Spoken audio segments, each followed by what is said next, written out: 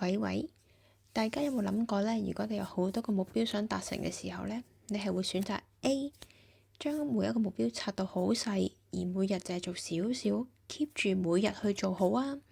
定係 B 先集中完成一個目標先至再落下一個目標？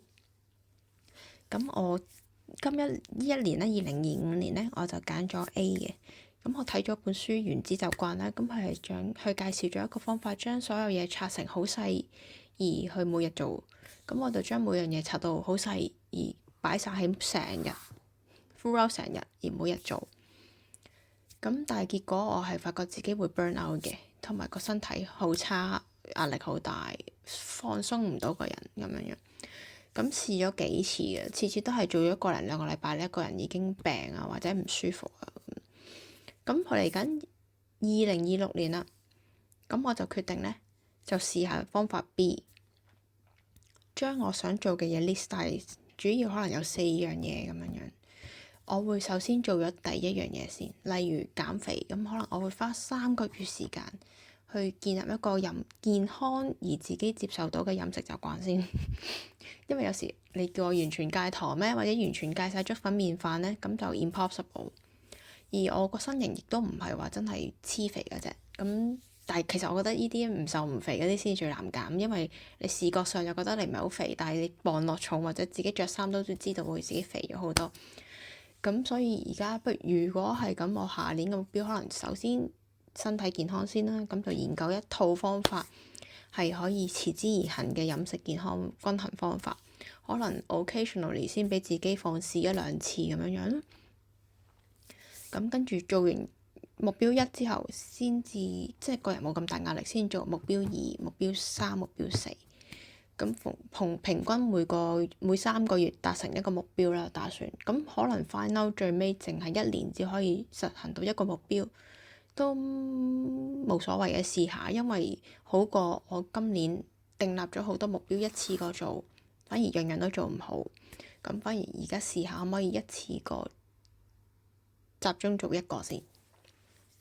咁呢個都係我其實都 struggle 咗一段時間嘅。其實邊個方法先好呢？譬如你同時要練中文、學英文，又想學韓文嘅話，3樣嘢，你係會點樣去選擇擺時間去分配落去呢？定係135中文、246韓文咁樣樣呢？我都想聽聽大家嘅諗法或者自己嘅做法，分享翻其實大家用咩方法去達成自己嘅目標。因為一個人做太多嘢，我試過就係譬如朝頭早起身要做深蹲，跟住返工，跟住 break time 會聽英文，放工會學一句韓文，跟住夜晚就寫作。咁其實原來個人係冇時間去休息啊，冇俾自己嘅時間去 reset。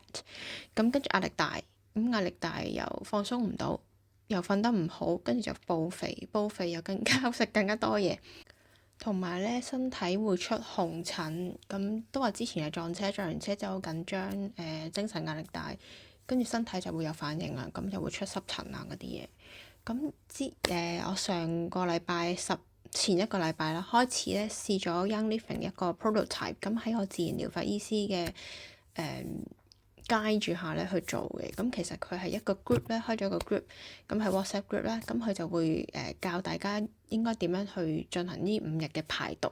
咁你跟住去做或者跟部分啦，我知跟到部分啦，因為我比較為食咁少少。咁我發現咧，過咗2個禮拜我試咗5日，其實我啲濕疹已經消晒啦，同埋身體無端端有啲肉粒咧腫起咗咧，但係其實跟住就排咗毒之後咧，啲粒粒都細粒咗啊，退咗啊咁樣。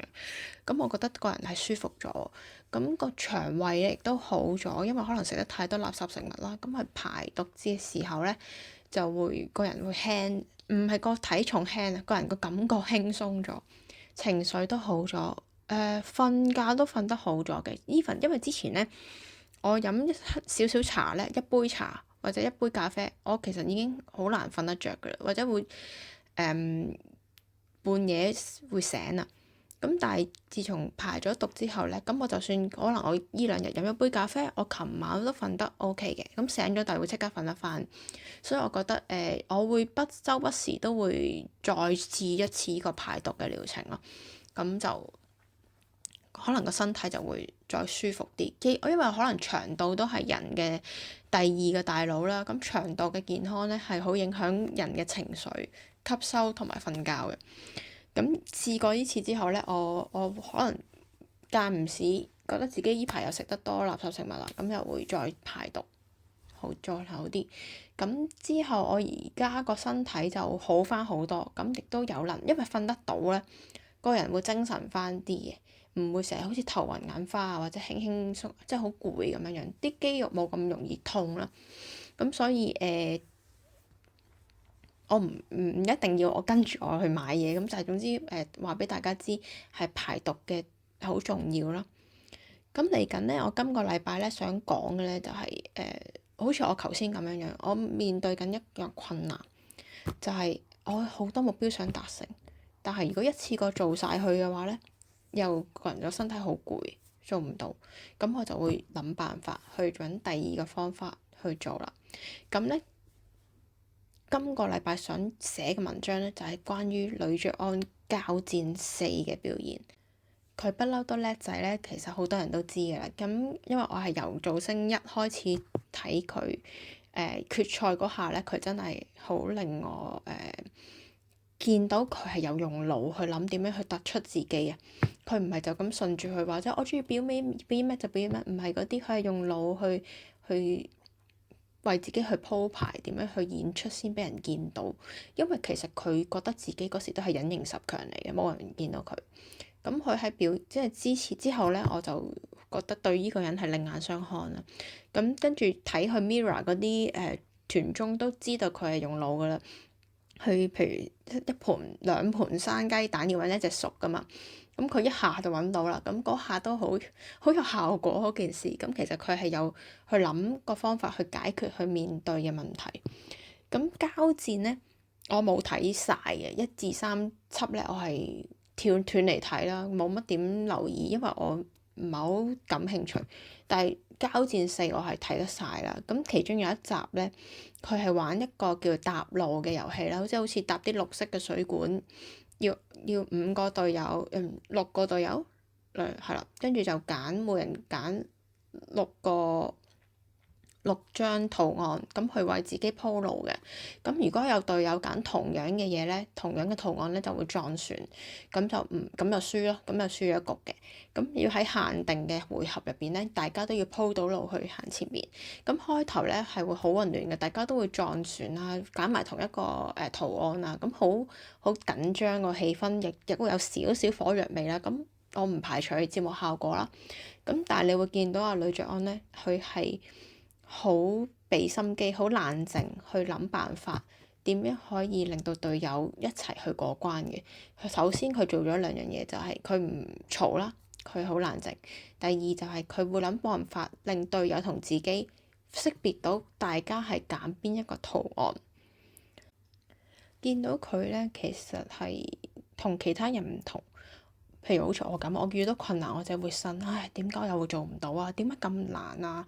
唉，點我都係唔得㗎啦咁樣。但係佢唔係，佢一來對自己好有信心，二來佢真係會諗辦法去解決個問題，唔係去埋怨任何嘢，話呢個遊戲識得咁差嗰啲嘢。所以呢個後生仔係真係好厲害。我覺得就算佢第日退出幕前，我諗佢都係要做幕後咧，可以再創出另一番事業出嚟嘅。咁如果大家想睇詳盡嘅文章咧，可以 click 下邊嘅連結啦。希望大家鍾意，拜拜。